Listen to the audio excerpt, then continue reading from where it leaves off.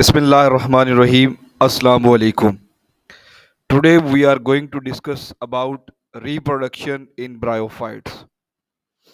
आज का हमारा जो टॉपिक है जिसको हमने एक्सप्लोर करना है इजिएस्ट पॉसिबल वे में, that is reproduction in bryophytes. Bryophytes में बाकी तमाम पौधों की तरह तीन तरह की रिप्रोडक्शन होती है। पहली जो रिप्रोडक्शन की टाइप होती है वो वेजिटेटिव रिप्रोडक्शन होती है, दूसरी टाइप एसेक्सुअल रिप्रोडक्शन होती है और तीसरी टाइप सेक्सुअल रिप्रोडक्शन होती है। सबसे पहले वेजिटेटिव रिप्रोडक्शन वो रिप्रोडक्शन का मेथड होता है जिसमें बॉडी के वेजिटेटिव पार्ट्स यानी नॉन रिप्रोडक्टिव पार्ट, अब आपको ये पता होना चाहिए कि वेजिटेटिव पार्ट्स किसी भी प्लांट के कौन से होते हैं। याद रखिएगा वो तमाम पार्ट्स जो रिप्रोडक्शन का हिस्सा नहीं होते, जो रिप्रोडक्शन में हिस्सा नहीं लेते, वो वेजिटेटिव पार्ट्स कहलाते हैं। सेक्सुअल रिप्रोडक्शन में हिस्सा नहीं लेते। मैं इसको करेक्ट कर रहा हूँ वर्ड को। तमाम वो पार्ट्स जो सेक्सुअल या एसेक्सुअल रिप्रोडक्शन में हिस्सा नहीं लेते उनको हम वेजिटेटिव पार्ट्स कहते हैं।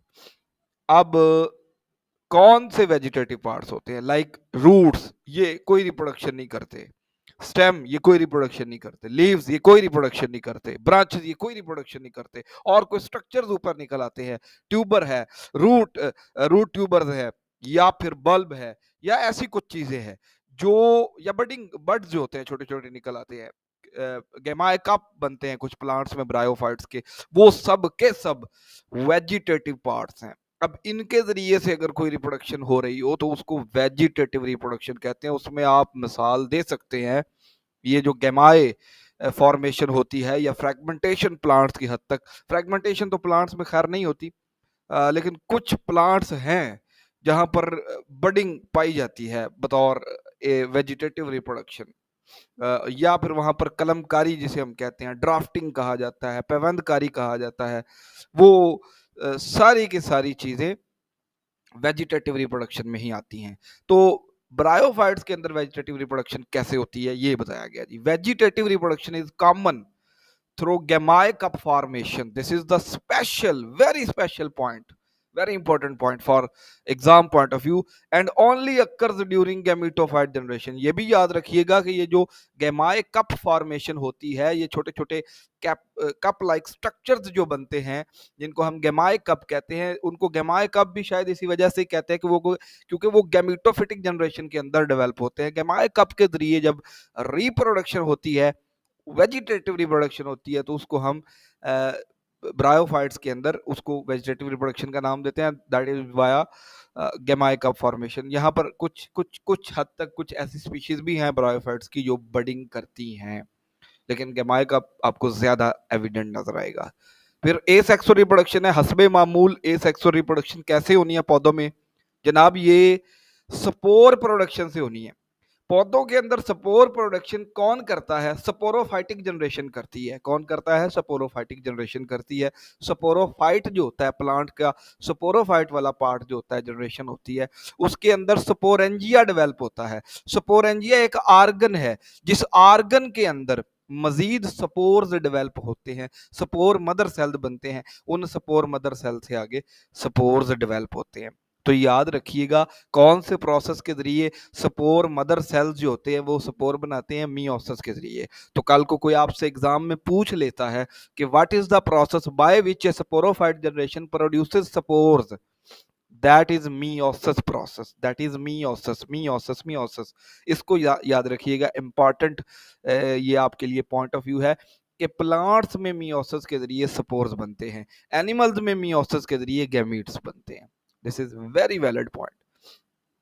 अच्छा जी, spores are produce by the process of meiosis in plants, all spores are haploid. आपको पता है मियोसिस का कोड ये है कि वो 4 डॉटर सेल्स पैदा करते हैं, लेकिन हैप्लॉइड गैमीट्स के साथ, गैमीटिक फॉर्मेशन, उनका जो गैमीट स्ट्रक्चर होता है वो डिप्लॉयड के बजाय हैप्लॉइड होता है। ये हम पढ़ चुके हैं पहले, इसको बड़े अच्छे तरीके से हम बेसिक सेल डिवीजन के अंदर चैप्टर नंबर 5 9th क्लास में पढ़ चुके हैं।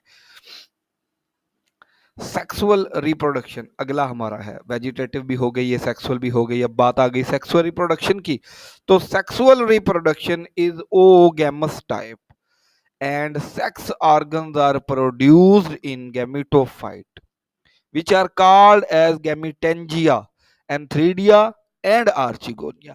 याद रखिएगा सेक्सुअल रिप्रोडक्शन जिस प्रोसेस से होती है उस प्रोसेस के अंदर गैमीटोफिटिक जनरेशन के अंदर दो चीजें बनती हैं, मेल गैमीट प्रोड्यूसिंग ऑर्गन जिसे सेक्स ऑर्गन कहते हैं एंथ्रीडिया, और फीमेल आर्चिगोनिया सेक्स ऑर्गन होता है। मेल सेक्स ऑर्गन एंथ्रीडिया के अंदर जो मेल गैमीट है जिसे हम एंथ्रोजॉइड्स कहते हैं वो बनते हैं। वो मोटाइल होते हैं, हरकत कर सकते हैं, एक्टिव होते हैं, इनर्जेटिक होते हैं।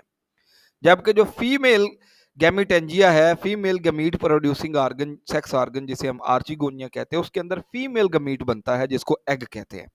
एग का दूसरा नाम ओसफियर भी है, प्लांट में ज्यादातर इस टर्म को यूज किया जाता है। That is passive, that is non motile, वो हरकत नहीं कर सकता खुद। जो एक्टिव होता है वो पैसिव के पास चल के जाता है, यानी मेल गैमीट जो है वो चलता है, हरकत करता है, स्विमिंग करता है, करते हुए फीमेल ओस्फियर के पास पहुंचता है फर्टिलाइजेशन करने के लिए। Both sex organ are multicellular structures, ये भी इंपॉर्टेंट बात है। इसमें कई सारे सेल्स होते हैं और कई सेल्स की तादाद होती है, लेकिन दो तीन तरह के टाइप्स के सेल्स होते हैं, नीचे बताया भी है। These gametangia are well protected by the jacket cells, sterile cells।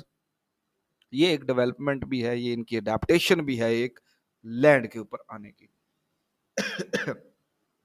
Male anthrozoids swim in water and reach the female oosphere and fuse with this। This process of fusion is called as fertilization या syngamy भी इसका ही नाम है। आप syngamy भी कह सकते हैं, फर्टिलाइजेशन भी कह सकते हैं, दोनों ही प्रोसेसेस यहाँ पर वैलिड रहेंगे। ये जो फर्टिलाइजेशन का कॉन्सेप्ट है ये सिनगैमी ही है। तो हम मज़ीद इसके लिए अल्टरनेशन ऑफ जनरेशन को हम नेक्स्ट अपनी वीडियो के अंदर देखते हैं। स्लाइटली सी यहाँ पर एक ब्रेक है, उसके बाद हम अगली वीडियो के अंदर इसको देखेंगे कि अल्टरनेशन ऑफ जनरेशन क्या होती है। दोनों टॉपिक एक ही जगह पर डिस्कस होने चाहिए थे, लेकिन लेंथ ऑफ वीडियो ज़्यादा ना हो जाए, that is why I am trying it to the next video. Thank you very much for your patience and likings. Okay ji.